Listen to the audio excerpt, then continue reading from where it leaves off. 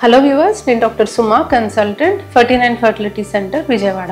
Endometriosis అనే condition వల్ల pregnancy రావడానికి ఇబ్బందులు అనేవి ఉంటాయి. ఎండోమెట్రియోసిస్ అంటే ఏంటి, ఎండోమెట్రియోసిస్ ఉంది అని ఎలా గుర్తించాలి, అండ్ ఎండోమెట్రియోసిస్ ఉన్న వాళ్ళకి అసలు న్యాచురల్ ప్రెగ్నెన్సీ రాదా అనే దాని గురించి డిస్కస్ చేద్దాం. ఎండోమెట్రియోసిస్ అనే కండిషన్లో ఆడవాళ్ళకి గర్భసంచి లోపల పెరగాల్సిన పొర గర్భసంచి లోపల కాకుండా ఇంకెక్కడన్నా పెరిగితే అప్పుడు మనం దాన్ని ఎండోమెట్రియోసిస్ అంటాం. సో గర్భసంచి లోపల ఎండోమెట్రియల్ లైనింగ్ అనేది ఉంటుందండి. ప్రతి నెల ఆడవాళ్ళకి అండం పెరుగుతుంది. పెరిగే కొద్దీ హార్మోన్స్ విడుదలయ్యి గర్భసంచిలో లైనింగ్ అనేది తయారవుతుంది. ఈ లైనింగ్ అనేది ప్రెగ్నెన్సీ వస్తుంది అని సిద్ధపడుతుంది. అండ్ ఒకవేళ ప్రెగ్నెన్సీ రానప్పుడు మనకి లైనింగ్ అనేది బ్లీడింగ్ లాగా పీరియడ్ అయ్యి మనకి బయటకు వస్తుంది. సో ఈ లైనింగ్ అనేది వేరే ప్లేసెస్లో పెరిగినప్పుడు మనకి బ్లీడింగ్ అనేది అక్కడే ఆగిపోవడం వల్ల ఎండోమెట్రియోసిస్కి సంబంధించిన సిమ్టమ్స్ అనేవి మనకి స్టార్ట్ అవుతాయి. మోస్ట్ కామన్గా ఎండోమెట్రియోసిస్ అనేది అండాశయంలో చూస్తామండి. సో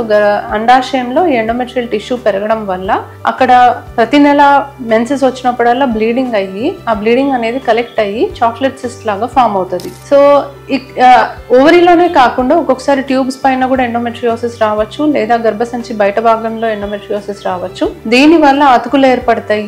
అతుకులు ఏర్పడటం వల్ల ట్యూబ్ కి అండాశయానికి మధ్యలో ఉన్న రిలేషన్ అనేది పాడవచ్చు. దానివల్ల ఎగ్ పెరిగి విడుదలయ్యే టైంకి అది ట్యూబ్లోకి వెళ్లకుండా ఉండడానికి ఛాన్సెస్ ఉంటాయి. సో అతుకుల వల్ల ట్యూబ్స్ బ్లాక్ అవ్వచ్చు. అండ్ మనకి చాక్లెట్ సిస్ట్ వల్ల ఎగ్ నంబర్ అండ్ క్వాలిటీ తగ్గడానికి ఛాన్సెస్ ఉంటాయి. అండ్ ఎండోమెట్రియోసిస్ అనేది ఒక్కొక్కసారి గర్భసంచి లోపల ఉన్న మజిల్లో కూడా కనిపిస్తుంది. దాన్ని అడినోమయోసిస్ అంటాము. అండ్ ఈ బ్లడ్ అనేది మనకి ఫామ్ అవుతున్నందుకు ఒక ఇన్ఫ్లమేటరీ రియాక్షన్ లాగా ఫామ్ అవుతుంది. దీనివల్ల ఫర్టిలైజేషన్ కరెక్ట్ గా జరగకపోవచ్చు. అండ్ పిండం అనేది గర్భసంచిలో అతుక్కోవడానికి, ఇంప్లాంటేషన్ కి కూడా ఇబ్బందులు అవ్వచ్చు. సో ఇన్ని రీజన్స్ వల్ల మనకి ఎండోమెట్రియోసిస్ వల్ల ప్రెగ్నెన్సీ రావడానికి డెఫినెట్లీ ఇబ్బంది అనేది చూస్తూ ఉంటాం. ఎండోమెట్రియోసిస్ ఉన్నప్పుడు మోస్ట్ కామన్ సిమ్టమ్ పెయిన్ అండి. సో పీరియడ్ టైంలో చాలా సివియర్ పెయిన్ రావడం. సహజంగా మనకి పెయిన్ పీరియడ్ టైంలో రావడం నార్మలే, బట్ ఎండోమెట్రియోసిస్ ఉన్న వాళ్ళల్లో పెయిన్ అనేది పీరియడ్ రాక ముందు నుంచే మొదలయ్యి పీరియడ్ అయ్యాక కూడా కంటిన్యూ అవుతుంది. ఇది చాలా సివియర్ పెయిన్ ఉంటుంది. Apart from that husband wife కలిసినప్పుడు కూడా పెయిన్ అనేది వీళ్ళకు ఉంటుంది. యూరిన్కి వెళ్ళినా మోషన్కి వెళ్ళినా కూడా పెయిన్ అనేది కొన్ని సందర్భాల్లో చూస్తూ ఉంటాము. సో ఇది కాకుండా మెన్స్ట్రల్ అబ్నార్మాలిటీస్ అనేవి మనకి ఏర్పడచ్చు. సో ఇవి most common symptoms of endometriosis అండి. బట్ సర్ప్రైజింగ్లీ చాలాసార్లు ఎండోమెట్రియోసిస్ అనేది మనకి సిమ్టమ్స్ లేకుండానే ఉంటుంది.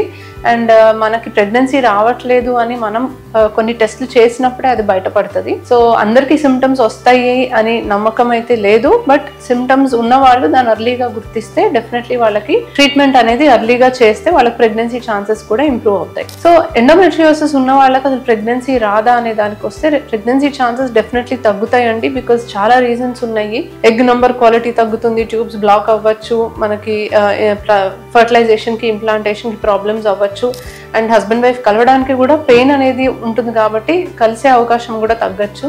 సో వేరియస్ రీజన్స్ వల్ల డెఫినెట్లీ ఎండోమెట్రియోసిస్ అనేది ఇన్ఫర్టిలిటీకి చాలా రిలేటెడ్ ఉంటుంది. అలానే వీళ్ళు అసలు న్యాచురల్ ప్రెగ్నెన్సీ రాదు అని కాదు, బట్ న్యాచురల్ ప్రెగ్నెన్సీ వస్తుంది అని ఎండోమెట్రియోసిస్ ఉందని తెలిసి కూడా వెయిట్ చేయడం అనేది కరెక్ట్ కాదు. ట్రీట్మెంట్కి వెళ్తే డెఫినెట్లీ వీళ్ళకి ప్రెగ్నెన్సీ వచ్చే ఛాన్సెస్ అనేవి ఇంప్రూవ్ అవుతాయి. Thank you.